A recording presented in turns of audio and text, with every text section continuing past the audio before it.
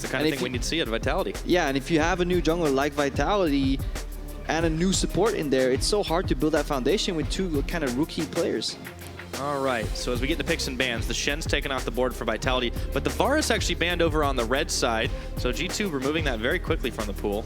Yep, that's a staple red side ban these days because you just do not want to give over Varus first pick. Simply too strong. I like that there's a bit more change up though, not the very stale kind of Rengar, Camille, LeBlanc bans all the time on purple side. Yeah, changing things up a bit for sure. The Elise is banned away. There's an early game choice that we started to see coming back a little into vogue. Yeah, definitely more kind of Korean bans here, you know, get rid of the Elise. Hey man, everybody sees a little bit more, not just at IEM where you see Kongdu and Rox Tigers, but I think everybody had their eyes on the game yesterday, the Telecom Wars, but this is back here in Europe. Now we'll see what lessons they can take. Ryze is banned off for Vitality. No supports hit so far. I wouldn't be surprised to see Vitality go for an early support choice, not on first rotation. The Jhin's still up, of course, but there's options in the next one. Yeah, they're looking at potentially Graves with Elise off the board as well as just a strong jungle pick here. They're looking at maybe the Rengar that's left over, maybe the Camille. Rengar, it's such a hot topic, really. So many teams valued it extremely high going into even IEM and then looking at different regions, and other regions didn't prioritize it that much, and in IEM it didn't really see that much success rather. So we need to see what Vitality can do with this pick because it is quite tricky to play. Yeah. Definitely difficult, but if Vitality are taking it, says, all right, we want to make some plays early, or at least try to make them early. The Jhin is answered on G2 Esports side. Would not be too surprised to see the Kha'Zix here, but the Graves is still up. Yeah, I mean, it's comfort at this point. Personally, I like Graves more. I think it's sometimes difficult to play him with a team because it requires some communication, but he is a super strong jungler. Now, they have options, but they don't want to go into second ban phase and then have Vitality ban both Kha'Zix and Graves out, because then obviously they're in a tricky spot. For Vitality side, usually we see the Sivir pick on the Ryze into the Jhin, but I like it paired with a Karma very often because it guarantees you the push, because if you somehow give the Karma over, then you nullify a lot of the potential there. So they did give the Camille over, as you mentioned previously. It had been something that, you know, was back to the ban board yesterday rather, but not so much at IEM, and it's picked up. The Ezreal's also locked in on first rotation, so it's a lot of attack damage early on for Vitality. Yeah, Vitality really focusing on the top side of the map as well, yielding bottom side with like a passive scaling pick like Ezreal that needs to build a tier, but they have, I guess, a strong spiking jungler on level 6 in Rengar, and they have a really massive duelist here in Camille, so maybe Vitality going back to spring of last year where they were consistently playing around Cabochard. Yeah, and that's kind of been a little bit of a weird thing to see, because Cabochard, you know, he has been playing a lot more of those tanks initially, and he wasn't exerting nearly the same amount of pressure. Obviously, on a tank, you're not going to do the same. But even when he tried to play a couple of carries, we weren't really seeing the same thing come out. He got his hands on Fiora once, he got a Camille once. I want to see if he's able to step back up into, you know, a shadow of that former carry player he used to be. Yeah, obviously everybody around him got better, and obviously he's playing with a new jungler as well, so it's quite hard to build that synergy, because the Cabochard of old would have Shook alongside him, really pressuring that mostly bottom side of the map due to the lane swaps in the end, but he would have a massive CS advantage. So Renekton banned for Vitality. G2 had actually not banned on their side. Oh, they skipped one? Not sure if it was deliberate or a mistake. Usually that's a mistake, because there's plenty of stuff you can ban out. Worst case, you just ban out a mid lane champion that you don't want to play against, unless you are really dead set on thinking that Camille goes in the mid lane. Technically still possible. Yeah, I just got confirmation in my ears too. That was actually a mess up. So they just let the timer run out. They banned Echo. Speaking of time, he's taken off the board too. Need to look into the flexibility here. Echo is actually a really fun pick into Maokai for side lane pressure. So maybe they were thinking Camille could go mid. They're just scared of the Nukeduck Echo mid lane. Could always happen. You never know. Still one more ban for Vitality remaining. They've gotten rid of Renekton and now Poppy, so they target out the top lane. If you're G2 here, Maokai, or actually Nautilus after the nerfs, looking honestly really good. He gets the push over, and a slightly more push built in. Obviously, it depends if Expect can deal with a Camille in the top lane on that champion. I don't need to pick it up just yet.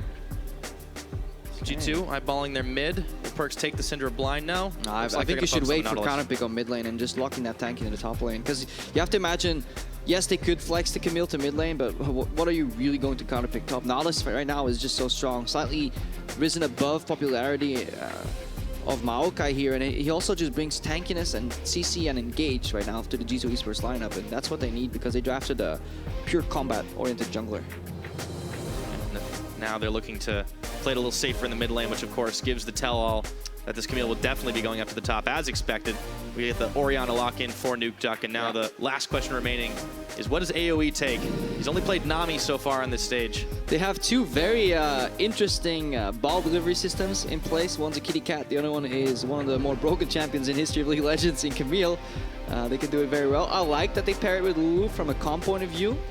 The question is whether they can survive the lane. If you look at Lulu into Malzahar, that was a counter pick. Now with Voidling spawning slower, it's even better of a pick because you can get your autos off much more safely before you get wrecked by all those Voidlings. Yeah, so draft not looking too bad for Vitality. I'm wondering if G2 left some of these things up on purpose, not worrying about Vitality's ability to really execute on this type of composition. Some slow scaling in the Ezreal and the Orianna, but they have early attack damage out of the Camille and Rengar. Yeah, I think they should be fine. Rengar's pre-6 ganks aren't that strong, so it's unlikely that this Camille snowballs super hard. Expect should be able to play safe in the top lane. So from G2's point of view, they're happy with their comp. They have catch potential on AD carry support, top lane and mid lane. They can punish with their jungle. They can pair jungler very well with top and with mid lane to generate skirmishes and fights that are beneficial for them. So it's much harder to play Vitality's lineup, and I'm afraid Vitality may fall into the same trap that they did against Misfits, where they will play super slow, scaling, and kind of wait for the ideal fight that will never happen. And G2 are always a team that are going to make it hard for you to get those openings. But we'll see if they play a little bit differently than they have been in Europe. The IEM game certainly taught us one or two things for sure. But this is a comp that definitely looks very comfortable for this squad. Yeah, definitely G2 should be comfortable here. And Vitality, again, for them it's to track what progression have they made in this 2 weeks off. They had all the time to practice at home, to watch IEM, to pick up these little gameplay elements, see how the great teams were performing. They also could watch the Telecom Wars to see how the There was a lot of good League of Legends going on. Yep. Some games better than others, but you know. No. I mean, you can't compare anything to SKT versus KT. No, there's really nothing quite like it, but G2, they're the team that wants to try and get up to that level. That's a mountain to climb. But if they can take some lessons away, there's always a few more steps you can go up. Vitality, they're just trying to show some consistency. Let's see if they can do it. If they can even get an inkling of something going against this G2 esports squad. It's a tough team to face off. It is Europe's best, the kings of Europe, if you will. There's one guy. He knows. It always takes one. Takes one guy to clap. Sometimes it's hard to know. You're sitting in a crowd and you're like, yeah, is it my time to shine? No, you know, just not yet. What the fans don't know is that you actually have to start clapping before we can load onto the Rift. Really? It's mandated. All right. It's in the rule set, man. Look it up. Clap before you enter the Rift. There we go. Speaking about clapping, G2 hoping to clap Vitality here. Woo! All right, we're starting off spicy. Speaking of, there's a Mountain Drake that's going to hit the Rift early, so we might see some action down there. G2 are sending all 5 down towards the bottom side. We've seen them do a few of these deep invades before. Yeah, they sometimes end up on kind of Raptor contests as well at the other side of the map here. Nukeduck getting moved out. Oh yeah, he sees that, turns right on around. So there's the ward in, but it's spotted. Just going to be the ward down, and they ping the rest of G2. And because the Raptor start isn't as great for kind of a Rengar who needs at least from Ori, like maybe you can have Camille. It looked like Vitality were looking to punish G2 there, maybe. Look, the wards are so set around these Raptors in the early game. It's actually quite funny how it changed. It started with jungle spawning, you know, the red and blue buff, and everybody needed to do red and blue buff. It had to be hard leashes. Then it evolved into maybe we can do smiteless, and now these guys like, wait, hang on. I know Krug spawn late and Grom spawns late, but these Raptors, they're here already, and they're also squishy and they give you so much experience. Just come AoE them, and that's kind of how that changed. Great time to be a jungler, for sure. Yeah, and Vitality looking to do the invade that HTK did yesterday against Fnatic. Yeah, we'll see if they make it happen. And speaking of Vitality and junglers, Djoko, we talked about this team being a little passive, but Djoko has been the exception to the rule, and they're actually going for the red right now, not spotted by Expect. Yeah, I really like the sneaky invade, because it's without the knowledge of Expect. Unless he can ward try right now and see Cabochard come back to lane, this may be an opportunity for Djoko to 3-buff Trick here, throwing off his game. This would be a good start for Vitality and G2. You know, they don't seem to be expecting it right now. He's on the bottom side, a little bit preoccupied with the Gromp after he finished blue, so Djoko gets away with it. He's actually heading up towards the top lane, level 2, around the backside. And we see the Good play here, or cheesy gank actually. Bola comes out, Expect, he's gonna have to flash, he burns it, Thunderlord's proc, there was a lot of damage there. Ooh, Expect under pressure. This is exactly what Vitality need to do, because it's the only lane that can truly kind of play active. Orianna super passive lane, and in the bot lane, Vitality were just putting push pressure. So they pushed up early, and if you look at the ward that's been placed next to Gromp and Blue Buff on Trick's side, that gave information of where Trick started, how many camps he did, and his projected pathing. Similar thing happened in the H2K versus Flash Wolf series, where eventually Karsa got kind of spotted at Gromp after doing red. AOD trying to sniff out Trick here, but he's alone. Oh yeah, isolation. Let's see, the Blast Cone's gonna get taken. AOD is able to get out without too much damage, and he noms on a biscuit. Now Mithy's gonna be brought up with Trick to take the red buff. So that's good adaptation from G2, and that's why I don't actually like that early gank in the top lane that much, because it gives away that buff advantage that you had. AOD's waiting, baiting. Not much he can really get done. He can't get the Glitter Lance over the wall, so Trick ends up trading buffs. But you can already see Djoko hanging in this bottom side. Meanwhile, in mid, Nukeduck takes a Scout of the Week from PerkZ. Yeah, PerkZ playing just hyper-aggressive here. Djoko, why are you walking back into your own jungle? This is so greedy. Whoa, whoa, whoa. But AOD, maybe it was somebody baiting the other one. Anyways, it's Voidlings on the menu as Mithy steps up to push him back. This is a bit of a wonky start in this jungle. Yeah, Djoko gets the flash from Trick. Trick overreaching there, but you could see PerkZ immediately put the aggression on in the mid lane to force Nukeduck back, to prevent Nukeduck from collapsing faster. That's always what you need to do when you're invading the enemy jungle. You make sure that you are there quicker than your opponent, and the same thing for bot lane. That's why we saw Mithy peel off and help his jungler. And right now they're looking to shut down Djoko. Oh, he could be in for a rough time of it for sure. Trick just making his presence known, and he's bringing Mithy, so they stepped up quite forward. Meanwhile, up top, you normally talk about wet noodle fights, but it's not two tanks. Cabochard's on the Camille, and Expect still has no flash, so he has to be careful. Yeah, but Expect is fine. This wave is parked here. The enemy jungler is continuously revealed. By the time Djoko heads back top, this flash is going to be back up, and honestly, the vision and pathing advantage that was on the side of Vitality got wasted by that early gank. Yeah, so they tried to make some early stuff happen, but all they really got was a summoner spell out of it, and Trick was right back in the driver's seat after the fact. Still, it's nice to see Vitality trying to make some early plays. I'm really liking the deep wards from Vitality. This is an element of proactivity that we did not see in their gameplay. Cabochard just walked into the enemy jungle, placed the ward on KRUGZ, so now they have full knowledge again of where Trick is. All right, Nukeduck back to the mid lane now, and they just keep moving around, making sure they have the vision for themselves. Take a look. It's a good vision toggle here.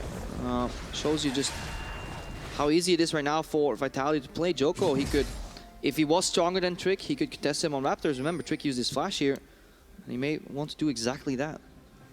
Well, he's heading back up. Yeah, he's going to loop around from the other side. Oh, wait for him to start it. There's a ward on Raptors placed by Steelback. So Vitality really working as a team here. Vision is a team objective for Vitality, and it's working out. Here comes Djoko. Well, he's definitely looking for a hunt right now. No? He moves back up top. I was No, they want to get you. I think they saw Expect move out, so they're trying to catch him in the river with his flash down. He still has none, yep. Djoko waiting in the tri-brush. This time Cabochard looking for the collapse. He goes in, hook shots. Expect is fighting. Shield was there. Expect realizes, uh-oh, something might be going on. And he actually passed right back down, and Djoko wraps around the wrong way. So this is about a minute that Djoko has spent with full vision on his opponents, staying in brushes, waiting for a potential gank, and not really getting anything done. So huge missed opportunity. Right now, Nukeduck knows something's coming. Yeah, there's the shield. Command Protect on. PerkZ is low on mana, though. He can't get involved. And Nukeduck, isolation damage, there it was. He's going to get out. A lot of misfires in this early game. Yeah, no, misfire is just really good movement here by Nukeduck. He kind of read the change in PerkZ's gameplay, that he knew he was getting ganked. Then he looked at his vision. He's like, okay, I imagine he has to come from behind me, so he actually juked forward. Really solid movement there. Good read on the game. It feels like a chess match then. Yeah, you can really tell where the enemy jungler is coming from by how enemy laner is playing against you. Oh, Cabochard. That's a big shot. Oh boy. Yeah, don't think he was expecting the anchor to hurt that much that early on. Yeah. Level 6 to level 5. The tower shot he ate also helps. Hey, Djoko's coming. They're trying to set up the dive here. Expect has flash available. Can he outplay? Back up again. Okay, hook shot right in. The minions are there. He's going to attack. Cabochard tanking. He gets the ultimatum on. A tack sweep. One more auto. He needs it, but he's going to get knocked up, and Djoko went down. He does go for the 1-for-1. I think Expect knows. He kind of goofed here. Didn't use his flash at all. Could have flashed to the other side of the tower before Cabochard really launched that ultimate and put them in a really bad spot to follow up. But he still gets a 1-for-1. Ultimate was very late. I think he was trying to get level 6. I don't think he was level 6 as that dive was happening. Oh man, Djoko even flashed to try and get away from it. ends up not being the case. So traded of kills, first blood to Vitality, but only a couple hundred gold given the difference right now. Yeah, Expect was so close to level 6. He actually got it off using his AoE ability right there on the E. And obviously that helped him level up. Here, let's watch this again. So he's level 5 right now.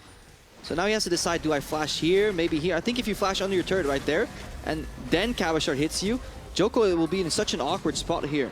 Ooh. Poorly executed flash by Djoko as well, just in turret range. And Expect is like, I saw the montage. So close. Almost had the big outplay, but he still got 1 for 1 at the end of it. Yeah. Let's take a look. PerkZ is actually getting the Raptor steal off. Gets the small ones at the very least. Scat of the week. Back into the mid lane, pinging. Nukeduck knows where he was, knows what kind of errand he was on for a little while now. Yeah, and I like the vision from G2 in the river, really working together here. It's when an entire team has the same goal in mind, you can just do so much more. All these control wards helping together, and every time there would be a chance for Nukeduck to step out of mid lane, he will get spotted. So one of the roams kind of gets taken care of, and then this ward over the wall, and it becomes another game where Djoko has a hard time to have agency in the game. Yep. Trying to make plays early on, but he's having some trouble even inside of his own jungle. Trick and Mithy once again moving forward to push him out of his own zone. Yeah, and they kind of get guided into the enemy jungle by these control wards. There's one even moved into enemy tri-bush. They had one in the little brush next to mid lane, but they moved that control ward even more aggressively to really consolidate that path. Look at the division denial against Vitality here by G2 Esports, really solidifying these objectives. Yeah, this is clean play from them. Definitely the kind of thing we expected to see against Vitality, but Vitality's still putting up this fight. It's just the execution difference, it's so obvious, it seems. It's also draft here. If you draft Ori into the Syndra, despite it being revealed and you're still getting pushed in, pressured in early, and your bot lane can't keep the push pressure up, then yeah, it's so easy for Trick to really take a claim on the bottom side of the map, right? And you would think that's fine if Djoko then can snowball the top side of the map, but his repeated ganks have only netted a 1-for-1 overall and have given so much information for G2 to work with. So G2 has definitely not had any trouble repelling things back. They get themselves the first Drake into the game. Mountain Drake, of course, and stealing away a red buff, too, makes Djoko's life a little harder. Nukeduck will get some tower free time after the fact, but honestly, it doesn't translate to a whole lot. But the game is slowly swinging in terms of kind of spikes. On level 6, Steelback, and after a few bases, once he gets his tier up as well, he'll scale a bit better into the game. AOD can block a lot of these all-ins. And then in the mid lane, you have this Rengar ultimate that becomes available. Just need to jump onto PerkZ, burn his summoners, visit again later, or just open with an Orianna ulti and PerkZ drops it. Or if Djoko decides to gank top lane, it's so hard for G2 to survive. If Vitality play the next 5 minutes right, they should be able to generate at least 1 kill with that Rengar pick. But they failed to do exactly that, I think, in week 2 or 3. When Djoko played this pick, he was not invisible. Well, this time he's definitely made himself a little bit more known. But if he goes invis, he could cause some havoc for PerkZ in the mid lane. But PerkZ playing very far forward. They do have a lot of vision down in this bottom side. The question is, where will they approach from? You can see Cabochard roaming down to mid at the moment. Yeah, he really wants to find PerkZ. Is PerkZ aware of this? Oh, there he is, the flash forward, and now he's in the ultimatum, but he gets scattered, and Trick's gonna hop right in. Nukeduck claims the kill, but Cabochard is finished off, courtesy of the tower. It's a 1-for-1 trade again. Yeah, very fast reply here by Expect, instantly channeling the teleport in case the enemy would survive.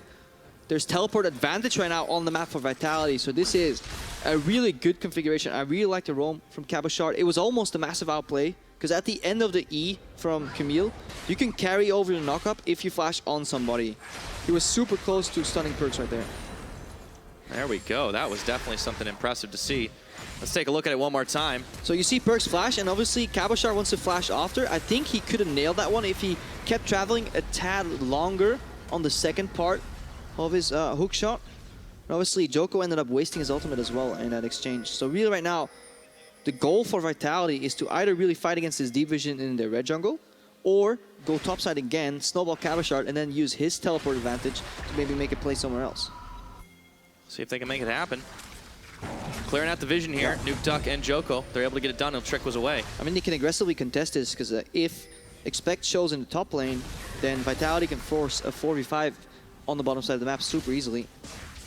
Definitely no problem. So the AOD up here as well. AOD's actually not had too bad of a start, too, even though they've been pushed in a bit. I think this Lulu, it's definitely a little different than the Nami. Yeah, he's been playing Lulu here. Is Mithy gonna face check? Let's see. Well, who's checking who? Okay, he had the spell shield, but then Djoko goes right on in. Djoko is gonna get that big buff from AOD, staying alive, and Nukeduck tags his way forward. Shockwave pulls it, PerkZ and Trick. Djoko looking to execute, and the tag sweep is not even the one that does it. It's Djoko that gets the kill. Yeah, they grab one. Suddenly, Cabochard arrives without even using his teleport. We saw the hesitation from G2.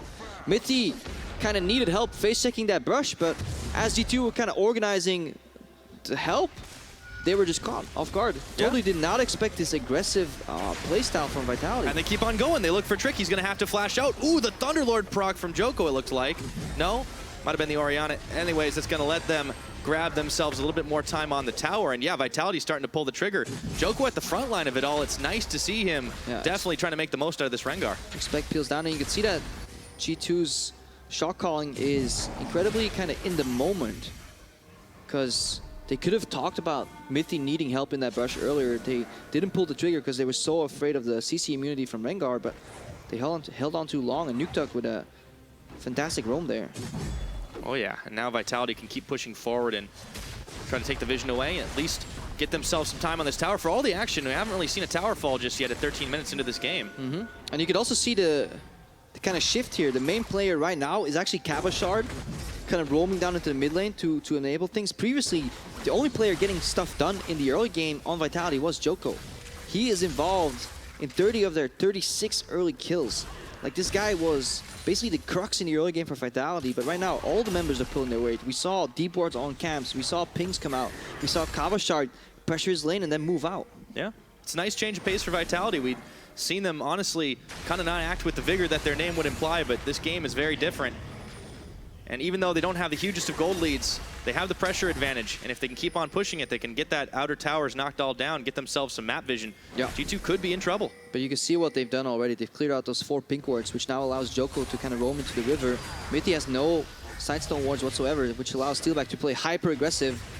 And honestly, the G2 bot lane does not know what's going on. They'll see Rengar right now, ping him out, trying to figure out what to do, but instead, they'll just take the base. Yeah.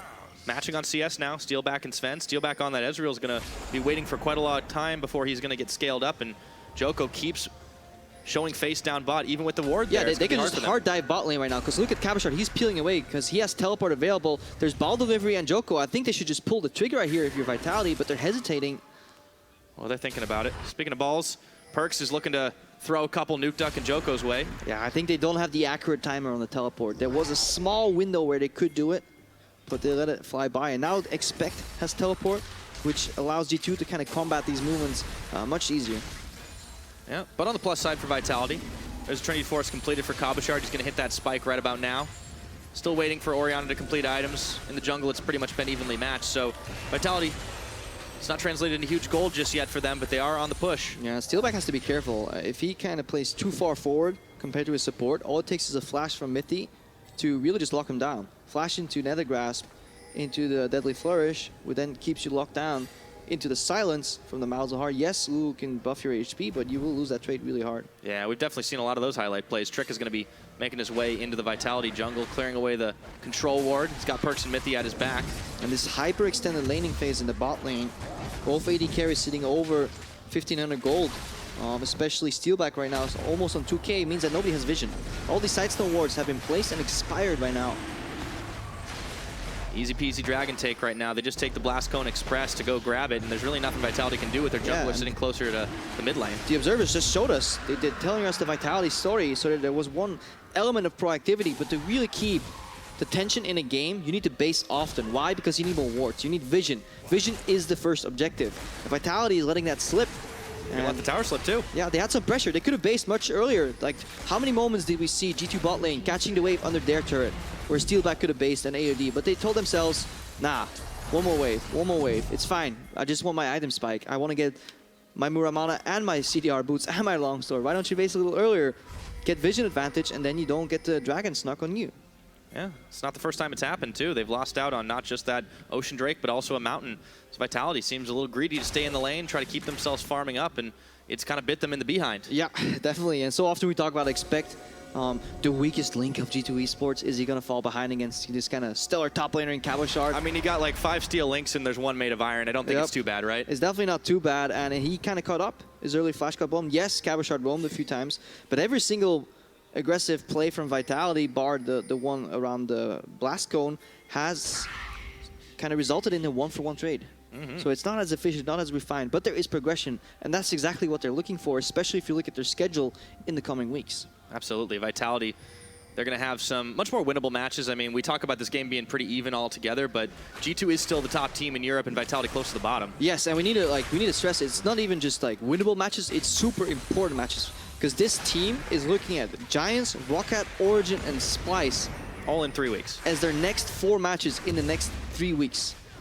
That is where, if they pick up 2 wins, they can honestly guarantee themselves to be above relegation. They can maybe challenge for that 3rd spot. It's so important for Vitality to get stuff done.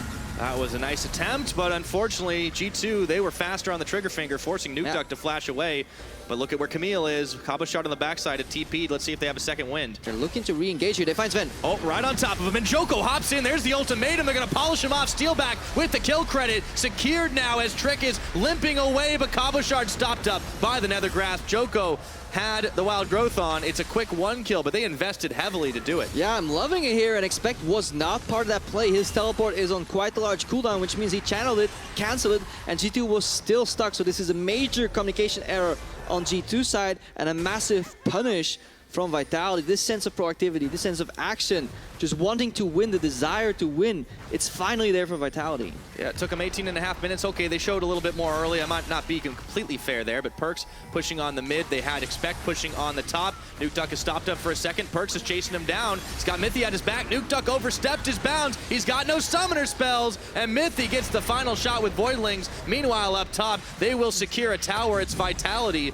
even though Trick was there trying to fight him back. Oh, and the answer from G2 immediately in the mid lane here. This was Expect, obviously, on the back end of that play. He got the movement advantage because he stayed bottom lane. Of course, he wasn't part of that fight, which was a mistake, but then he pushed up bot. He walked into the mid lane, and they found Nukeduck overextended. Ooh, okay, ooh, that heal was necessary. Steelback and Djoko, they're going to live to fight another day. Yeah, all of a sudden, this game just kind of comes alive with objectives traded. Yeah, and Zven still has all his sums and his ultimate available because he got popped instantly. So now he's on the map too, and G2 looking to really snowball off a small roam from Expect here, from mid to top. Well, G2 have been very vocal prior to IEM, talking about not wanting to punish mistakes in the micro sense, but always going for the objectives. They're definitely doing both right now. I mean, they will still punish micro mistakes. There's this conception that G2 is not going to take the free kill if it's there because they're not taking micro advantages. But let's see how it came to be. Expect is in the bot lane. He's already cancelled his teleport, and Cabochard is still here. So G2 is essentially stuck in the river 4v5, and they should get slaughtered here. It's actually very lucky for them that Trick survives. Yeah, that made a big bit of difference. Because they only get 1 kill, and then obviously Expect walked up, and he got even more. All right. Brief moment of respite after all that action as we hit 20 minutes on the Rift. Taking a check-in with what we got in our items. The Ezreal on the Iceborne Gauntlet still stacking on the tier. The Orianna on the other side, of course, Zven, has his quintessential lethality items already completed. Yes, Edge of Night got a bit of a nerf, but still pretty good on this Jhin. Yeah, still the preferred build. You can see, though, League of Ninja Tobbies. Everybody really kind of... They're the new Swifties. A lot of the high elo players right now will joke about them on Twitter. Basically, how do you see who's winning? Well, you press tab and you check who has more Ninja Tobbies because they're so efficient. Well, looks like by that logic, I would say clearly G2 in the driver's seat. And guess 3 what? greater than 1. Guess what? Pyra, hey, there we go. It's supporting the theory. Can I be an analyst now? Yep. count control wards and count Ninja Tobbies, and you're probably not far off to see who's winning. All right, good pro tip for sure. Thanks, Krepo. G2 looking to make sure they keep the vision all clear on their side of the map. There's another Ocean Drake spawning. Not the biggest contest at 21 minutes, but G2 have got them all so far. Vitality have kept most of the wards in the last 5 minutes or so on their side of the map. Yeah, I think the biggest difference this game has been the participation kind of between PerkZ and Nukeduck. Nukeduck had this one great moment where he walked up for the shockwave, but PerkZ has been kind of continuously poking out, pressuring, even playing on half HP, and then moving into the river for pressure and then basing. So he's really not going for kind of these faster lane leads where he can be back with his items. He's really trying to translate any advantage that he has in terms of pressure onto the map for a team. And that's a different PerkZ than we're used to seeing. Definitely playing more that way. Still, on this, Syndra has a lot of kill potential, and if he does get the chance to get the chase down, we saw it earlier, it ended up being Mithy grabbing it. Yeah. But, you know, it's just as good too. We just He's saw a team player. Sneaky play from Trick on the map. He hopped over the wall to hit the blast cone, and then obviously got launched back into the Dragon Pick. This prevents enemy jungler from contesting. G2 trying to hold mid right now. Vitality ideally wanted to stall until Cabochard had pressure, but he peeled off, so it seems that Vitality set on a mid lane dive that could be defended by G2. Yeah, there's still a little bit of health on that tower. And with a lot of members of G2 there, it's going to be hard for them to finish the job. Djoko waiting in this brush to see if anyone's going to face check into him, but Mithy's there. There's a shield. Nukeduck stopped up for just a second. They still have enough push. The minions are going to be melted. PerkZ just takes out Djoko off screen. Faintly hear the Malzahar ulti being channeled right there. Djoko, he had a sphere thrown in front of him, popped in the Oracle to see if anybody was warded. It wasn't, so he felt safe. Now Nukeduck getting caught. Oh, the curtain call's open, the wild grows on, and Nukeduck is out of there. That's 2 quick kills, and the curtain call final shot nails Cabochard in the back of the head. G2, they're up inside this Baron pit right now. Are they going to start this off? Yeah, Vitality all over the place. They see Steelback in the bottom lane. They just saw him, so expect can tank this. They have really good turn potential. There's no vision whatsoever. Really hard for Vitality to face check, and it looks like G2 are going to take aggressive play from Vitality, catch the punch, turn the momentum around, and slap him in the face. 2 kills and Asher. Nice big swing here for G2 Esports, and that puts the gold lead at about 5,000. G2 playing it out pretty cleanly. Yeah, and you can see that this is Vitality kind of taking baby steps in terms of aggression. So there was a control ward being placed that wasn't there just now. So Djoko, he started in that brush with Sweeper. He walked up, back down, and the second he goes back down, there's suddenly a control ward, and he gets bopped. So he felt safe for a while, but he just simply wasn't paying attention to who left mid lane. So that's a very big mistake by him. Yeah, that's just the caliber of understanding and game sense. In all honesty, we see that G2, they just have a lot more of it. And it's also disrespect. Yeah. I mean, come on. You're making the most telegraphed dive in the bot lane, or in the mid lane rather. You just saw the enemy top laner walk down, so they were aware of this, and you face check like that with no backup. That is a rookie mistake. We talked a lot about the rookies on Vitality, but I mean, there are definitely some old hands here. You look at players with names like Cabochard and Nukeduck, and it kind of evokes these players that had made some seriously big plays for themselves. Well, even Steelback, his time on Fnatic, and then over the Unicorns of Love, made a name for himself, but we just haven't seen that much out of these players of late. Yeah, Zven had to flash here from Cabochard. He's getting the redemption right now. The new Malzahar build. Expect looking to catch Cabo. Oh, he does. There's the ultimatum. He's going to flash his way out of it, but Djoko steps on forward. Must have missed the memo, because Vitality were looking for the retreat path now. AOD looking to face tank the line, and they just dive behind the turret. PerkZ blows up AOD. A shockwave pulls in Expect, but he still kills Djoko on the back half. Yeah, Expect doing his job as a frontline tank, soaking damage and just providing CC. Poor AOD uses Wild Growth from somebody else and gets one shot by Syndra. It's a rough time for AOD. Welcome to your 3rd game in the European LCS. Play a different champion. Results still look to be the same. G2 marching into the base of Vitality. Get themselves an inhibitor soon enough. It's only Cabo, Nukeduck, Steelback trying to defend. Expect is a little low here, but he's giving them enough respect. And G2 are going to back away. Still Baron buff in tow, and they'll get out of the danger zone. And they're walking away there. Some good zoning going on by PerkZ. Every time he puts a sphere down, there's always that looming threat that he will just shoot it forward and get a stun. And everybody else on Vitality playing pretty slow here. They disengage from Cabochard and then they immediately react. And why is Cabochard farming these range creeps? Like, it's in the details, but Vitality, they need to play with a bit more respect for their opponents, because G2 will pull the trigger. Yes, they lost the finals IEM, but it's not like they can't punish you when you're farming in front of them in full vision. And then obviously this cost them an inhibitor. So this is the type of small mistakes that Vitality need to start avoiding, but they're making progress. They are making progress. It's always tough though when, you know, you think you're improving and then you have to go up against the best team in Europe, and then, okay, you're getting a little bit wrecked that time around. This will definitely come in handy for them in the next couple of weeks, but for now, it's looking like it's going to be a G2 game 1. Yeah, but their game plan was at least followed and supported by their draft.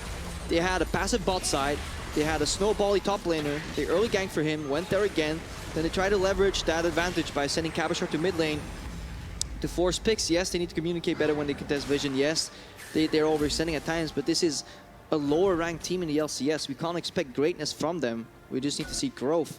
And this is the first week where at least I see something from Vitality.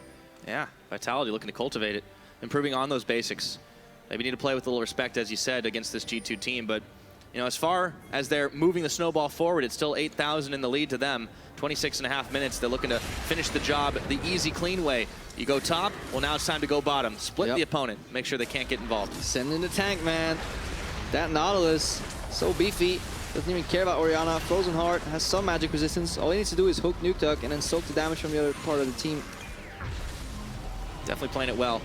Some question marks even for G2, though, coming back from IEM. We saw Zven and Mithy, even before that, honestly had a little bit of a tougher time than we could have expected.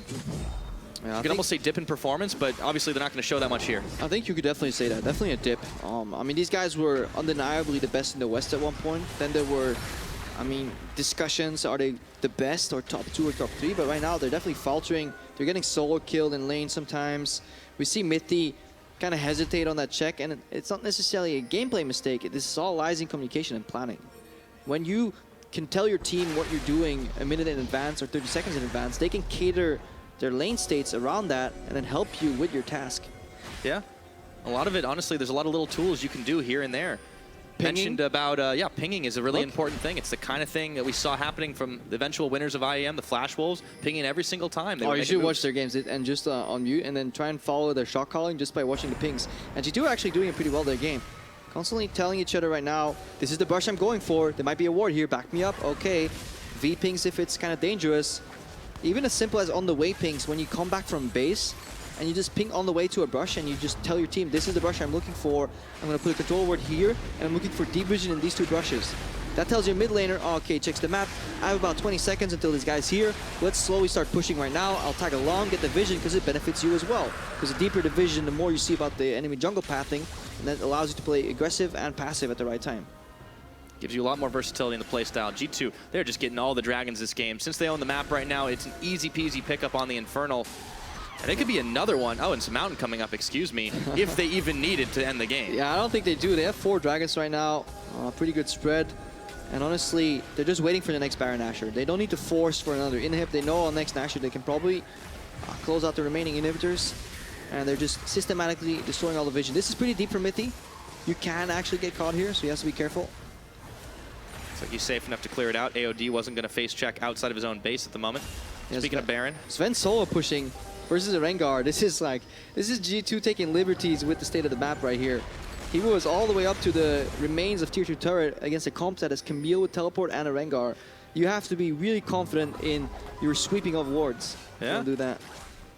Well, you say confidence on one end, and we talked about Vitality not having all the respect. G2, I guess they don't really need to. And those are exactly the things that get punished by better teams or team with more focus on vision and kind of predicting the punish, because that's what happens at IEM. You know, these guys like suddenly pull the trigger, or they fight you for every control ward. Whereas in Europe, when G2 plays lower tier teams or even sometimes high tier teams, they kind of roll over and just let them take all the vision.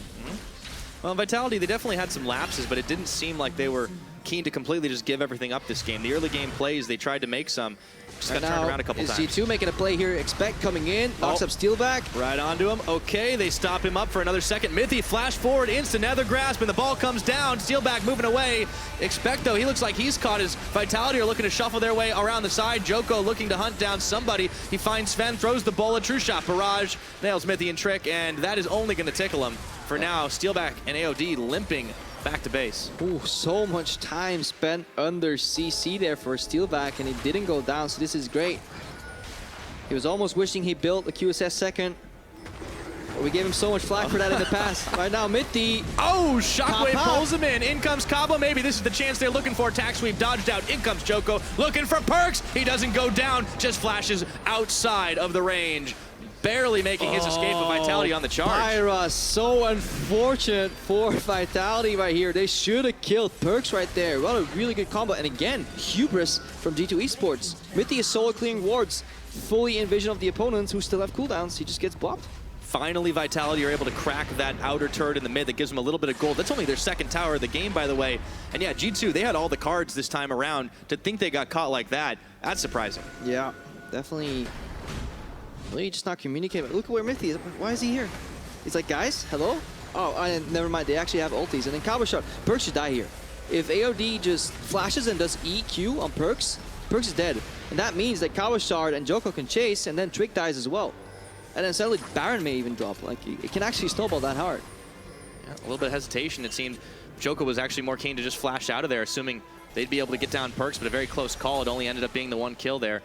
Vitality still have a chance. G2 pinging Nashor. Did they start it? Are they baiting it? Trying to lure Vitality in there. Maybe a little half-hearted. Trick's already down to half health. Where's the vision? Vitality seems like they know this. Scuttle Crab on for Vitality. Yeah. Okay. That explains. Yeah, Cabochard's got TP. He's just gonna keep on pushing. Generally, that's enough vision to see what's going on there. Obviously, they were trying to hide in the pit, but I think somebody accidentally aggroed Nashor. They probably were going for a corner bait right there. But expect Sunfire may have aggroed it. Man, Cabochard, he's still pushing completely free right now. The map right now is for Vitality. G2 had a failed attempt on Nashor, and to kind of come back from that, that takes you about one minute of map play usually. It's a big golden flux though. Vitality are going to be pretty happy with this. So, you know, Cabochard's just going to keep getting bigger and bigger. He already had the Titanic and the Trinity Force, and of course, trying to keep himself not from getting locked up with the QSS, but it's going to help him even further. Definitely, and now this scaling lineup here of Vitality, if they can eliminate one of the key players on G2 with their combo, with the delivery system right here on Trick, PerkZ, or even Zven, then suddenly this gold swing or this gold advantage, it doesn't really matter anymore. Yeah. And we have to go back to, honestly, some of the critique that we've leveled at G2 and Mithy stepping a little far forward. We talked about most of it being a problem in his laning phase, but that face check, even with the control ward, it wasn't necessary. They didn't see everybody outside, and it was a quick collapse from Vitality. It's both a problem on Mithy's side and also on his teammates for not covering for him, right?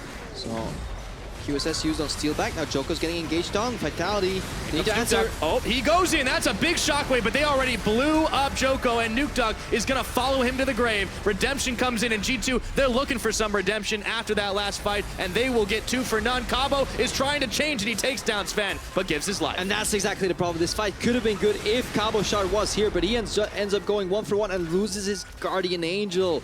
So bad. Nukeduck for a moment thought he was Faker.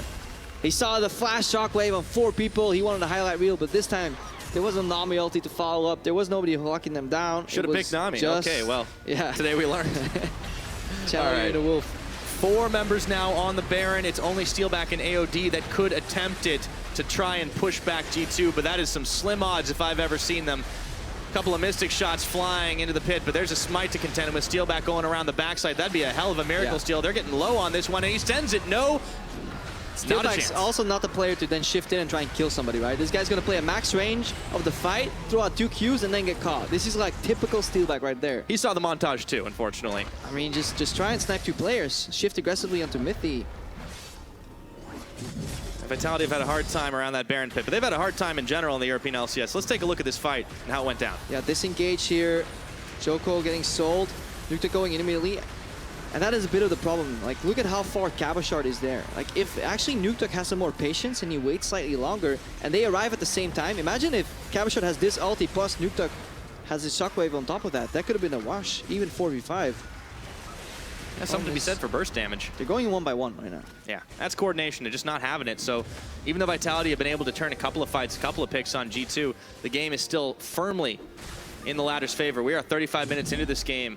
It looks like G2 were going to close it out cleanly, but they've definitely had a couple of mistakes. Now they march in with Baron-empowered minions into the mid lane. They have an open inhib up top. They're going to get 2 inhibitors right here with the 4-1 split. Answer from Djoko, I like it, because Trick showed in the top lane. G2 peeling back. Just waiting for Trick to get access to the inhibitor. Once Trick reveals somebody else, like Steelback right now, that's when G2 will walk back into the mid lane. Just keep on playing this one out. Systematic. Don't give any chances for Vitality to come back into it once again. Camille being the X factor here for Cabochard. He's been getting his split push on, but he hasn't been able to contribute much in fights because they haven't been able to sync it up. Djoko, a huge chunk of his health bar taken down. And just play passive right here if you're G2, because Trick is taking that inhibitor. We see it in the picture-in-picture. That one's down. Now they can technically do the same thing for 1 bot. Oh, Trick gets denied. He's caught in. Nowhere to go right now. Tack sweeps on, and he gets shut down by Steelback.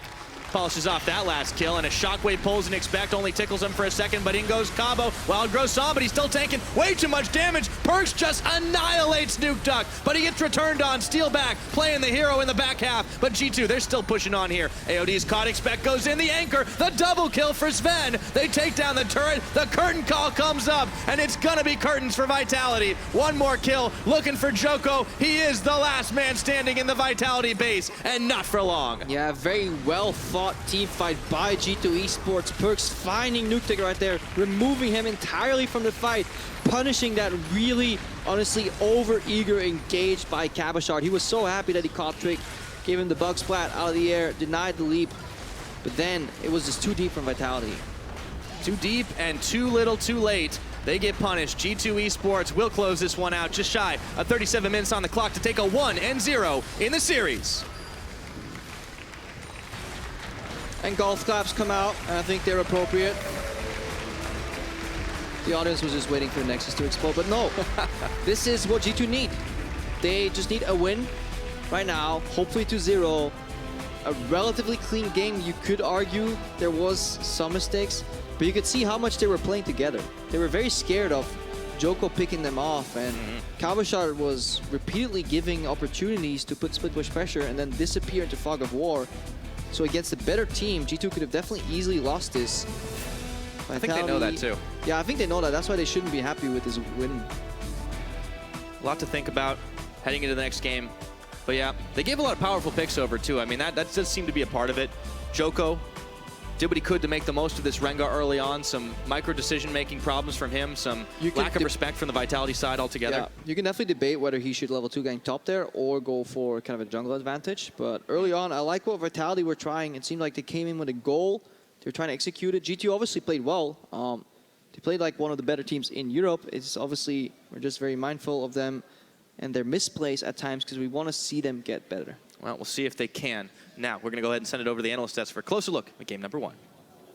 Thank you, guys. And indeed, in terms of surprises, G2 was going to take this game, and they did. But the surprise lies in the fact that we were hoping that Vitality would do something, and they did exactly that in the early game. They didn't sit passively. They actually tried to make moves. Yeah, it was pleasantly surprising. I actually look at this early game from Vitality and think if you do what they did against like Giants and Rocket, I think that who goes even versus G2 at 10 minutes? Not too many teams. It was something I'd really like to echo what Krepo said, where it was very much that the team looked like they came in with a game plan and they executed upon it. This was what we wanted to see from Vitality, and that was nicely set up when we already saw that early aggression from them up in the top lane. And when you look at the pick ban phase, top lane's where they got to go, right? And that's exactly where Djoko goes. Camille is the lane that you want to try and snowball. You're not going to do it with Orianna, not going to do it with Ezreal, so get the flash already. It's a bit of that early surprising gank, but expect Under Tower does his best. It's that cannon minion would have done it. If only he would have been able to get level 6, he might have been able to get a 2-for-1, but the sentiment still stands that this is exactly what Vitality needed to do. They needed to get Cabochard ahead on the Camille. They needed to start the snowball in the top half of the map. Then they have the split push presence that G2 has no answer for. If he starts rolling, then Vitality are in a great position to start closing out the game. We see their aggression continue towards the rest of the game. It was great to see from Vitality as they constantly look for opportunities. Exactly, it was using this Camille or the Rengar either together or just with the rest of the team to find targets like PerkZ in the jungle. I mean, in the second replay we want to look at, okay, they find Mithy to begin with, but PerkZ ultimately gets punished for not having his summoners available on the tail end of this clip, and it's aggression again, utilizing this Rengar. The thing that I really want to highlight is that Vitality were grouping up. You can see that Camille was already moving towards the mid lane well in advance. She didn't have to use the TP because Vitality wanted to move in aggressively for vision. And this was the thing, they realized Dragon's going to be up soon. We have push priority in mid, we have some pressure in top. Let's try and set up deep vision so that we can have an objective. And it's this forward thinking that is great to see from the side of Vitality. Definitely, all the forward thinking was there, and they know they also needed to crack that first tower in the mid lane to get vision or be able to cross that line. However, that is exactly where they dropped the ball, even though they had the right idea. Now, bear in mind, what Vitality are trying to do is just force G2 away from the turret. So Djoko, he wants to make his presence known, but he steps out of the brush just as Mithy is getting vision down. Which means he loses full control and he ends up getting picked off. And once he is dead, that pressure now disappears. Nukeduck is overstaying while the rest of the team has already backed away. And G2 are not, even though they didn't have their desired performance at IEM, they're not a bad enough team that they won't punish these very small mistakes. And that was the window that let G2 back in. The early game was more of Vitality being proactive. G2 get the Baron from that play. I still question some of the decision-making in the mid-game that G2 had. We saw like Zven pushing out, Mithy getting caught later.